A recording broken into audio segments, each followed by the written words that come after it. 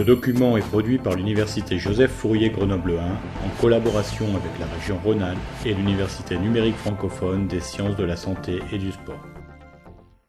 Le chapitre 7 du cours de physiologie cardiovasculaire va porter sur la régulation de la pression artérielle. Cette régulation peut être abordée de différentes façons. La première des façons reproduit ce que l'on prend habituellement comme schéma pour les grandes fonctions physiologiques, c'est-à-dire qu'elle distingue la régulation nerveuse et la régulation humorale. La deuxième est un peu plus dynamique. Elle s'appuie sur la vitesse d'adaptation de la pression artérielle aux différentes conditions rencontrées par un individu. C'est cette façon de procéder que nous allons adopter.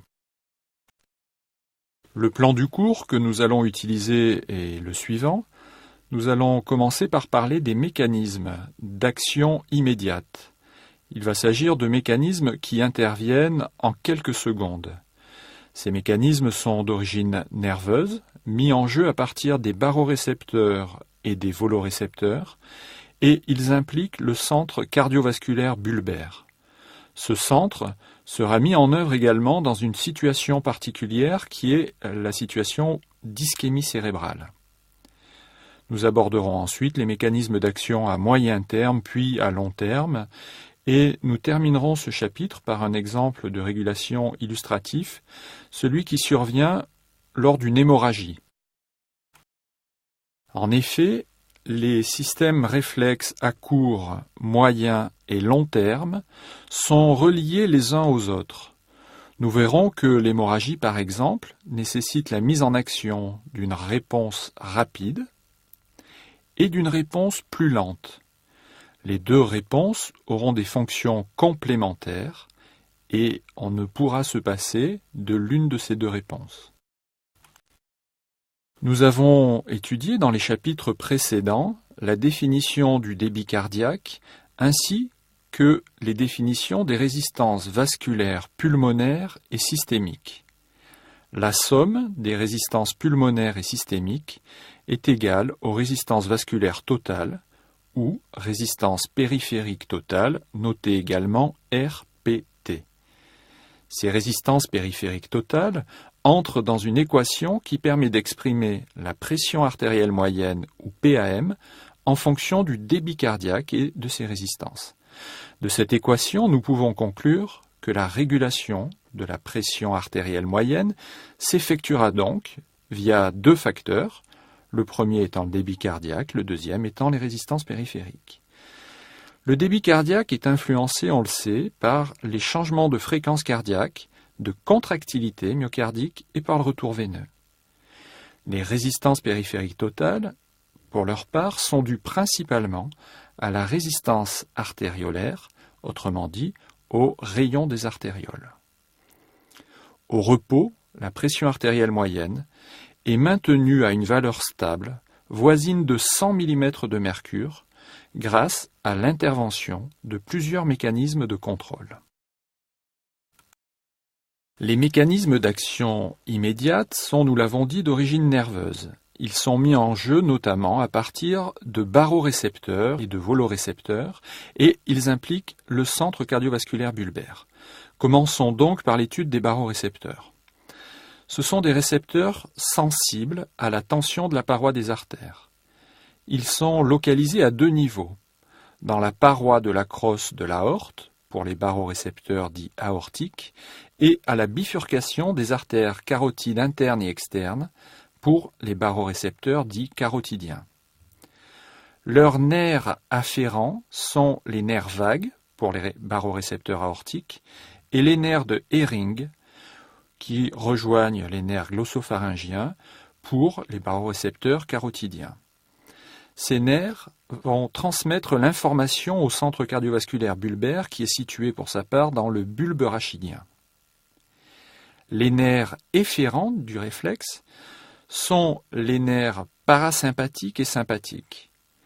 Le système nerveux sympathique est prépondérant car il contrôle la fréquence et la contractilité cardiaque de même que le tonus artériolaire et veineux, alors que le système nerveux parasympathique agira principalement sur la fréquence cardiaque. Sur ce schéma, le sympathique sera noté sigma et le parasympathique sera noté donc parasigma. La noradrénaline, libérée par la stimulation du système nerveux sympathique, agit à deux niveaux, nous l'avons dit. Au niveau cardiaque, ce qui va nous faire des révisions, avec ce que nous avons étudié dans les premiers chapitres de ce cours, mais également au niveau vasculaire. Ainsi, la noradrénaline augmente la pression artérielle moyenne via un effet chronotrope positif et inotrope positif, ce qui correspond, vous vous en souvenez, à une augmentation de la fréquence et une augmentation de la force de contraction. La noradrénaline va de plus agir sur les vaisseaux sanguins par une vasoconstriction veineuse et donc par une augmentation du retour veineux, donc du débit cardiaque, ainsi que par une vasoconstriction artériolaire, ce qui provoquera une augmentation des résistances périphériques totales. La noradrénaline va agir par l'intermédiaire de récepteurs que l'on appelle les récepteurs adrénergiques. L'acétylcholine, elle, sera libérée par la stimulation du système nerveux parasympathique. Cette acétylcholine va diminuer la pression artérielle moyenne par un effet chronotrope négatif. On sait qu'un effet chronotrope négatif se traduira par une diminution du débit cardiaque. Pour sa part, l'acétylcholine agira par l'intermédiaire de récepteurs que l'on appellera ici des récepteurs muscariniques. Sur ce schéma sont représentés les barorécepteurs aortiques et carotidiens ainsi que les nerfs afférents.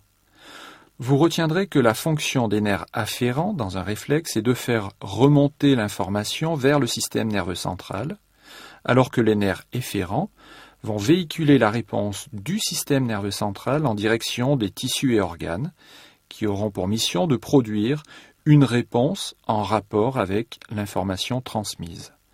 Sur ce schéma, nous retrouvons donc les nerfs de Hering, qui viennent rejoindre les glossopharyngiens, la localisation des barorécepteurs carotidiens et aortiques, ainsi que la localisation du nerf vague, que l'on appelle également nerf pneumogastrique, c'est ce qui sera utilisé sur ce schéma, et qui correspond, vous le savez, à la 10e paire de nerfs crâniens.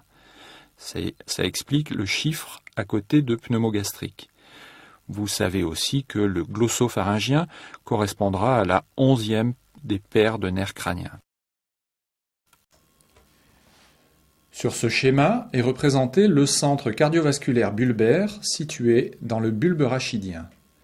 Ce centre est constitué de plusieurs structures. On distingue le centre vasomoteur, qui est composé d'un sous-centre vasodilatateur et d'un sous-centre vasoconstricteur, et le centre cardio-inhibiteur, dit également cardio-modulateur.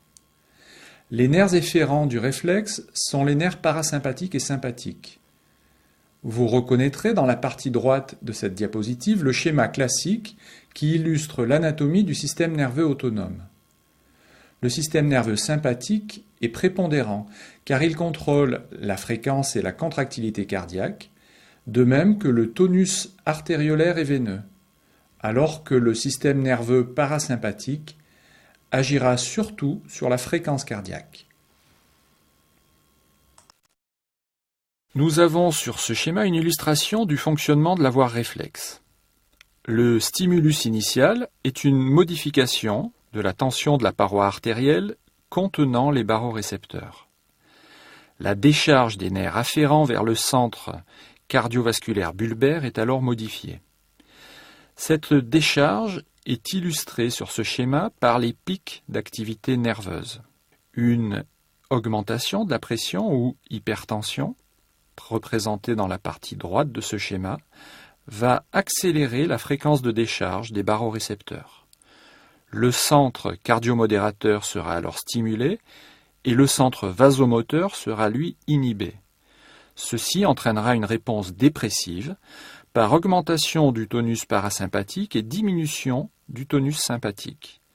Ceci se traduira donc par une diminution de la fréquence cardiaque et donc une diminution du débit cardiaque, mais aussi par une diminution de la contractilité qui aura la même conséquence. La diminution du tonus veineux, pour sa part, contribuera également à diminuer le débit cardiaque. Enfin, la diminution du tonus artériolaire fera chuter les résistances périphériques totales. La pression artérielle sera ainsi ramenée à sa valeur moyenne de 100 mm de mercure. Une diminution de pression, représentée donc dans la partie gauche de cette figure, une diminution de pression aura bien évidemment l'effet inverse avec diminution du tonus parasympathique et au contraire augmentation du tonus sympathique, entraînant l'augmentation du débit cardiaque et de la résistance périphérique totale. Le délai d'action du baroréflexe est très court, nous l'avons dit. Il va prendre au maximum quelques secondes pour corriger les variations de pression artérielle. Voici une expérience qui a été réalisée sur un animal anesthésié chez lequel nous pratiquons expérimentalement un clampage carotidien suivi quelques minutes plus tard d'un déclampage carotidien. Le clampage consiste à poser autour de l'artère un dispositif qui permet à volonté d'empêcher le flux sanguin en son sein. Vous voyez que, à la suite du clampage, la variation de pression artérielle va apparaître effectivement en moins d'une minute. De la même façon, le retour, suite au déclampage, se fera avec une vitesse extrêmement importante. Une autre expérience permet d'illustrer le rôle des barorécepteurs dans le maintien de la pression artérielle autour de la valeur de 100 mm de mercure. Elle consiste à créer une dénervation des barorécepteurs, ce qui peut être réalisé par exemple, à nouveau chez un animal anesthésié, en sectionnant par exemple les nerfs vagues, les nerfs pneumogastriques et les nerfs de Hering. Cette dénervation va se traduire par une diminution de la fréquence des valeurs de pression proches de 100 mm de mercure au cours de la journée. Vous imaginez bien que cette dénervation concernant le nerf vague aura bien évidemment énormément d'autres conséquences physiologiques.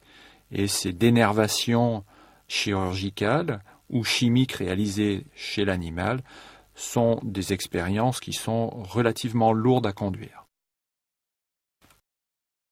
Nous allons maintenant aborder les volorécepteurs. Ces volorécepteurs sont eux aussi impliqués dans le contrôle à court terme de la pression artérielle. Ils sont situés dans les parois du système dit à basse pression et plus particulièrement au niveau des oreillettes et des artères pulmonaires. Ils vont répondre à des variations de volume, car dans le système à basse pression, ce sont les changements de volume qui étirent les parois. Leur réflexe sera en réalité semblable à celui observé avec les barorécepteurs. La différence entre le voloréflexe et le baroréflexe sera le stimulus initial. Il ne s'agira plus ici de changement de pression artérielle, mais de modification du volume contenu par les oreillettes et les artères pulmonaires. Ainsi, une augmentation de volume entraînera une diminution du débit cardiaque et de la résistance périphérique totale par l'intermédiaire du centre cardiovasculaire bulbaire. L'inverse surviendra lors de la diminution du volume. Enfin, il nous faut parler des chémorécepteurs et du chémoréflexe.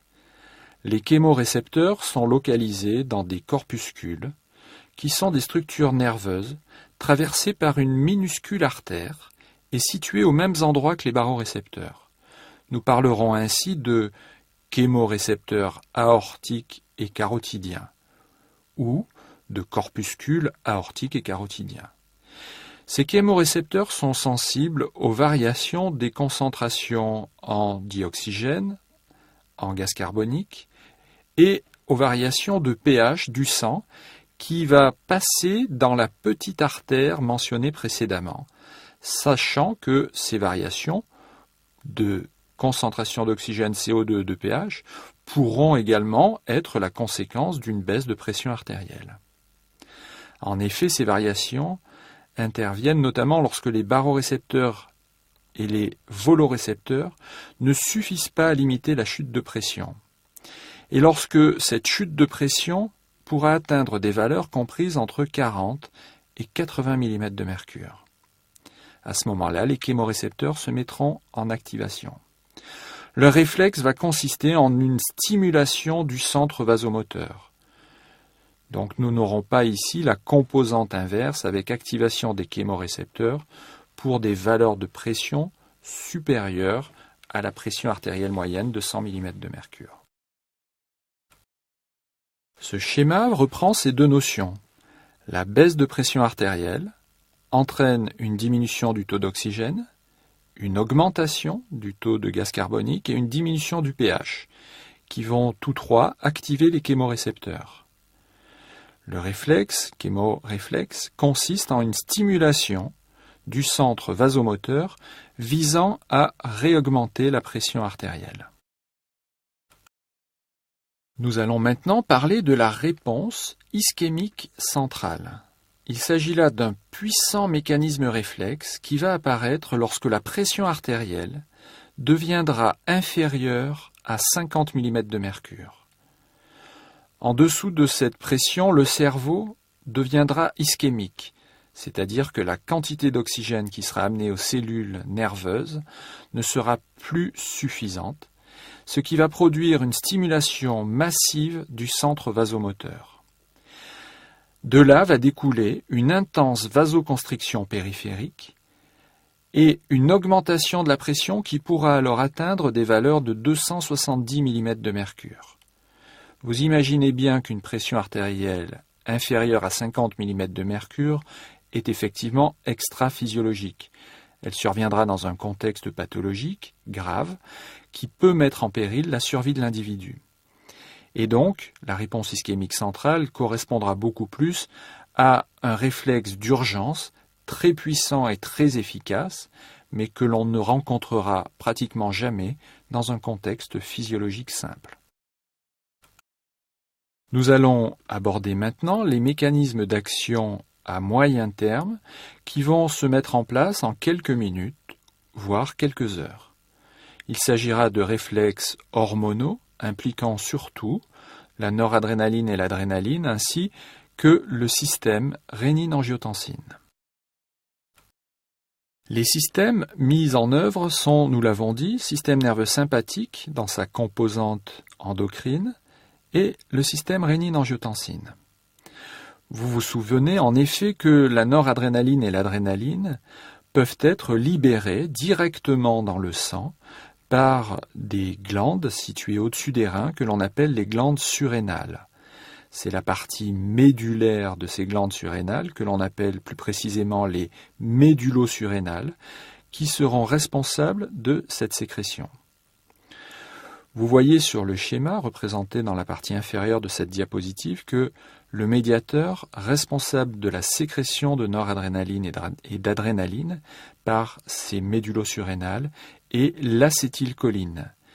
L'acétylcholine va agir cette fois-ci sur des récepteurs que l'on appelle les récepteurs nicotiniques. Nous avons évoqué précédemment pour l'acétylcholine une action par l'intermédiaire de récepteurs dits muscariniques. Ces deux familles de récepteurs, nicotiniques et muscariniques, appartiennent en effet à la grande famille des récepteurs cholinergiques que vous étudierez notamment dans les cours de pharmacologie à l'avenir. Les effets de la noradrénaline et de l'adrénaline ainsi libérés et qui s'exercent sur le cœur et sur les vaisseaux sont environ 10 fois plus durables, 10 fois plus longs que ceux de la noradrénaline libérés par les nerfs sympathiques. Le système rénine-angiotensine, maintenant, est un système qui va permettre la sécrétion d'un puissant agent vasoconstricteur, un peptide, qui s'appelle l'angiotensine 2. Cette sécrétion va se faire notamment en réponse à une baisse de la pression artérielle. En effet, le réflexe a son origine au niveau de l'appareil juxtaglomérulaire du rein, situé dans la paroi de l'artériole afférente du glomérule. Vous avez étudié ces notions, encore une fois, en physiologie rénale. En réponse à une chute de pression, les cellules de l'appareil juxtaglomérulaire libèrent dans le sang une enzyme que l'on appelle la rénine. Il s'agit en effet d'une enzyme qui provient du rein, qui a été baptisée justement rénine, pour s'en rappeler. Cette enzyme va catalyser la transformation d'une protéine, qui est produite pour sa part au niveau hépatique, que l'on appelle l'angiotensinogène, en un premier peptide qui lui est inactif, qui est l'angiotensine 1. Puis cette angiotensine 1 sera transformée à son tour en angiotensine 2, qui est donc l'élément actif du système rénine-angiotensine. L'enzyme responsable de cette transformation s'appellera l'enzyme de conversion de l'angiotensine 1. Cette deuxième enzyme a été trouvée initialement dans la circulation pulmonaire, dans les vaisseaux pulmonaires, et cette enzyme était rattachée aux cellules endothéliales. Ce système n'est cependant pas exclusivement circulant, et il a été décrit secondairement qu'un certain nombre de tissus, comme le cœur, ou le cerveau, ou le rein, ou certains vaisseaux, sont pourvus de la capacité de produire de l'angiotensine 2. On sait que cette angiotensine 2 va exercer ses effets via des récepteurs qui sont de deux types, les récepteurs que l'on appelle AT1 et les récepteurs que l'on appelle AT2. Ce sont les récepteurs AT1 qui sont responsables des effets de l'angiotensine 2 sur la pression artérielle. Les récepteurs AT2, pour leur part, seront à la base d'autres types d'effets de l'angiotensine 2 qui sont des effets que l'on qualifie de trophiques et qui ne concernent pas la régulation de la pression artérielle. L'angiotensine 2 a une double action sur la pression artérielle. Elle produit une vasoconstriction qui sera surtout artériolaire, d'où une augmentation de pression artérielle qui va se traduire, qui va en fait être produit par l'augmentation des résistances périphériques totales. C'est le rôle de ce système rénine-angiotensine dans la régulation à moyen terme de la pression artérielle, et c'est ce qui est représenté donc dans la partie gauche de ce schéma. Mais l'angiotensine 2 va en plus être capable de stimuler la production d'aldostérone par la partie corticale des glandes surrénales dont nous avons parlé précédemment à propos de l'action endocrine du système nerveux sympathique. Donc nous avons parlé de la partie médulaire, et là nous parlons de la partie corticale des glandes surrénales. Cette aldostérone va provoquer une rétention d'eau et de sel par les reins. Cette rétention hydrique se traduira donc par une augmentation de la volémie, du volume contenu par les vaisseaux, et donc de la pression artérielle.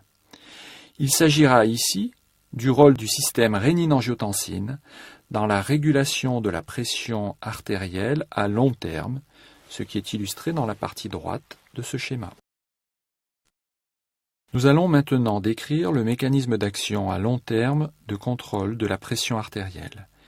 Il consiste à assurer l'équilibre du volume sanguin par les reins.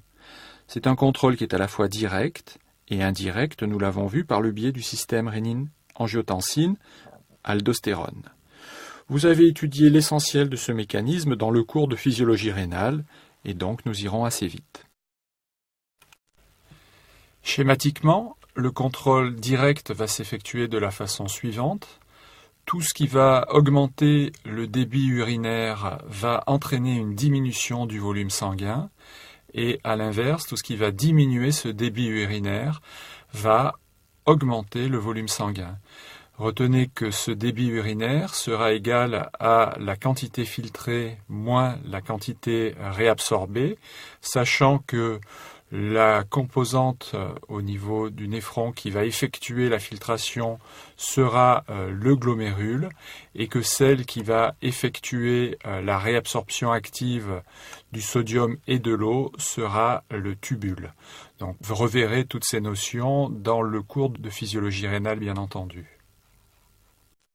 La diminution du volume sanguin entraîne donc, nous l'avons dit, une diminution du retour veineux au cœur et donc du débit cardiaque. Et la diminution du débit cardiaque abaisse la pression artérielle. Je ne fais que répéter ce que j'ai dit précédemment, mais en vous l'illustrant d'une autre façon. qui vous sera peut-être utile pour créer une fiche de révision qui vous permettra d'intégrer ces différentes notions. Il est clair que le niveau de pression artérielle n'est pas réglé par un système unique, mais par plusieurs systèmes interdépendants.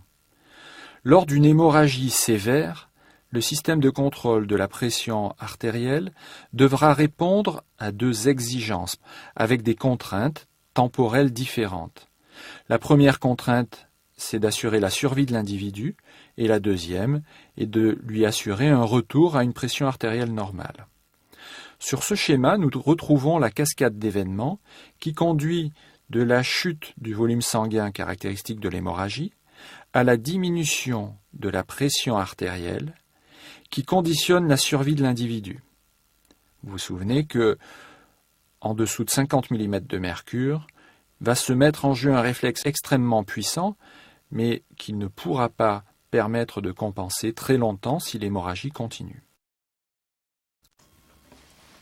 À court terme, l'hémorragie met en jeu le baroréflexe, ce qui se traduit par une activation du système nerveux sympathique à destination du cœur, des veines et des artérioles, et se traduira donc par une élévation du débit cardiaque et des résistances périphériques totales, soit une élévation de la pression artérielle. L'effet du baroréflexe est renforcé par celui du chémoréflexe et aussi par la réponse ischémique du système nerveux central. Tous ces mécanismes sont à la fois les plus rapides à se mettre en œuvre, mais ils sont aussi très puissants. Si dans la prise en charge de cette hémorragie aiguë, les mécanismes mis en jeu à court terme, en lien d'ailleurs ou non avec les soins que le patient pourra recevoir, si ces mécanismes sont donc compatibles avec la survie du patient, alors des mécanismes à moyen terme vont se mettre en œuvre, essentiellement sous la dépendance du système rénine-angiotensine, avec une augmentation de la production d'angiotensine 2 et ses conséquences en termes de vasoconstriction et de sécrétion d'aldostérone. Plus tardivement, une diminution du débit urinaire pourra également favoriser le retour à la normale de la pression artérielle.